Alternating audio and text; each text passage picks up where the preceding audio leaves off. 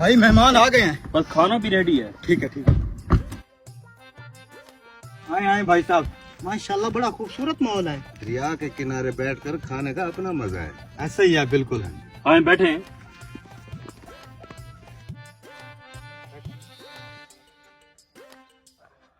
खाना डालूं आपके लिए? जी जी भाई साहब डालें, बड़े जोर की भूख लगी हुई है। जी जी मैं खाना डाल के देता हूँ। मैं आपके लिए पानी लाता हूँ।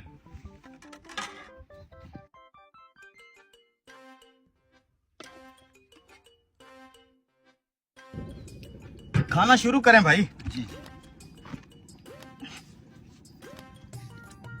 मछली तो बहुत टेस्टी पकी हुई है। लगता है दरिया की ताजा मछली है। मछली? मैंने तो तुझे बकरा दिया था, ये मछली कहाँ से आ गई? मेहमानों को खाना खाने दे, तुझे सब बताता हूँ।